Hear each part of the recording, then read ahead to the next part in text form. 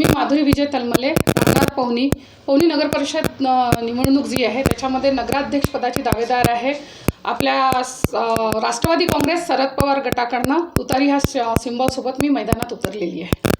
Madam, येणाऱ्या 2025च्या निवडणूक नगर परिषदेसाठी तुम्ही रिंगणामध्ये उभे आहात, तर त्याबद्दल तुम्हाला समोर आणि कामं कोणते असे म्हणजे कोणते कामं असे पेंडिंग आहेत नगर परिषदेसाठी, ते तुमच्याबद्दल तुम्ही काय सांगाल? खऱ्या अर्थात म्हटलं तर 150 वर्ष जुनी नगर परिषद आहे.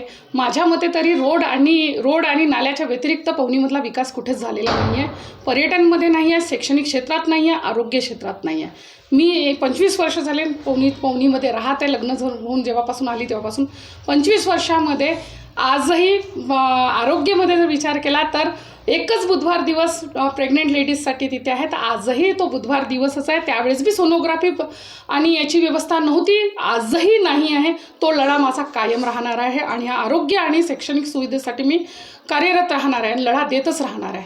आणि मॅडम, इथं नगर परिषदमध्ये पवनी येते पाण्याची खूप मोठी समस्या जाणवत आहे मॅडम, म्हणजे वर्षानुवर्षे, तर त्याबद्दल तुम्ही थोडक्यात काय सांगाल? खऱ्या अर्थात म्हटलं तर जल हे जीवन असतं आणि त्याच्यामध्ये जलाला अमृत तुल्य मानलं जातं. पण खऱ्या अर्थात बरोबर आहे अगदी तुमची गोष्ट की जी टाकी आहे, पाण्याचा सप्लाय आहे, तो तसंही कमी होता आतापर्यंत. आणि नवीन टाकी जी बनवलेली आहे त्याच्यामध्ये जलशुद्धीकरणाचे जेही पर्याय यांनी निवडलेले आहेत ते इतके अटुटे म्हणजे अपुरे आहे. खऱ्या अर्थात म्हटलं तर 24 तास जळ मिळणार पवनीला, पण त्याच करता ज्या पद्धतीने काम करायला पाहिजे होतं त्या पद्धतीने काम आतापर्यंत नगर परिषदमध्ये झालं नाही आहे. आणि निश्चितच मी तिथे आली, मी त्याच्यासाठी लढा दिलेली एक आंदोलनकारी आहे त्याच्यामध्ये. तर मी पुढे पण त्या कामाकरता मी कटाक्षाने लक्ष दिलं आणि ते निश्चितपणे करून दाखवेल. मॅडम, होऊ घातलेल्या नगर परिषदेच्या निवडणुकीमध्ये तुम्ही कोणते मुद्दे म्हणजे कोणते मुद्दे धरून तुम्ही रिंगणामध्ये उभे झालेले आहात? सर्वप्रथम तर शिक्षणाचा मुद्दा आहे माझा.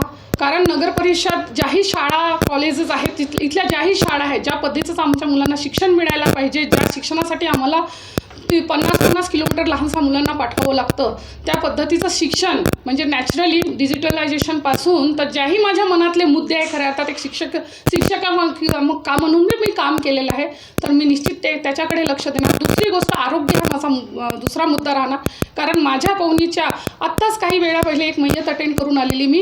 सिम्पल म्हणजे एन्जिओग्राफी त्याला करता नाही आली किंवा त्याला अटॅक आला तर म्हणजे सिम्पल साधं ECG काढण्यापुरती सोयसुद्धा गव्हर्नमेंट हॉस्पिटलला नाही आहे.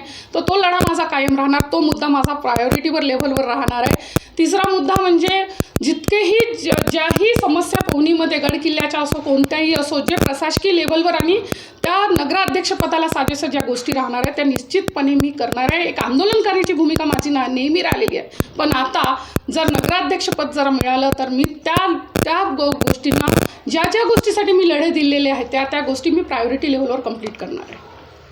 आणि येणाऱ्या काळामध्ये तुम्ही समजा नगर परिषदेमधून अध्यक्षपदावर निवडून आले मॅडम, तर तुम्ही काय करणार आहात? तुम्ही म्हणजे लोकांच्या हितासाठी म्हणा किंवा समोरच्या येणाऱ्या काळासाठी, याच्याबद्दल काय सांगा? निश्चितच मी तुम्हाला सांगितलं की सगळ्यात पहिला माझा मुद्दा शिक्षणाच्या बद्दल राहणार. जितक्याही शाळा वगैरे आहेत त्यांच्यामध्ये जितकं चांगल्या पद्धतीने एज्युकेशन कशा पद्धतीने देता येईल. गव्हर्नमेंट योजना राबवते पण ती पूर्णपणे लहान मुलांपर्यंत पण किंवा शेवटच्या घटकापर्यंत जात नाही, तो राहणार.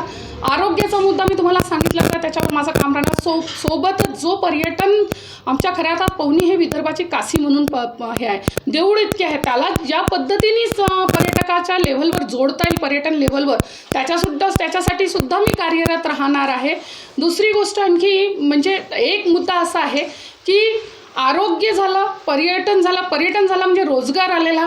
आणि दुसरी गोष्ट अशी की ज्याही रस्ते वारंवार फोडण्याचं काम करतात रस्ते आणि ह्या सर्व गोष्टी, तिथेही कुठेतरी त्या सर्व गोष्टीला एक लेव्हल आणून त्या सर्व गोष्टीला वारंवार ते पैसा जो जातो तो फक्त रोड फोडणे आणि बनवण्यामध्ये न जाता त्या पैशाचा योग्य वापर व्हावा, हेच माझी खऱ्या अर्थात इच्छा राहणार.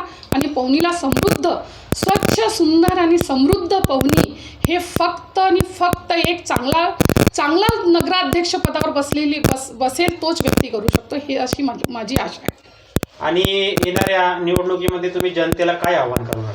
जनतेला आव्हान हेच करते की मागच्या जेव्हा 9 वर्षा पहिले जी निवडणूक झालेली त्यावेळेला ज्या चुका केल्या, खऱ्या अर्थात रोस्टर जो निघालेला महिलांसाठी निघालेला होता, मागच्या वेळेचा ओबीसीसाठी होता आणि आता ओपन महिलासाठी निघालेला आहे. फक्त इतकंच म्हणते, मी आव्हान करते, हात जोडून आव्हान करते पवनीच्या जनतेला की आता तरी सजग व्हा. ठेकेदार आणि नेत्यामधला फरक जाणवा. नेता केव्हा ठेकेदार बनतो हे जनतेला लक्षातच येत नाही.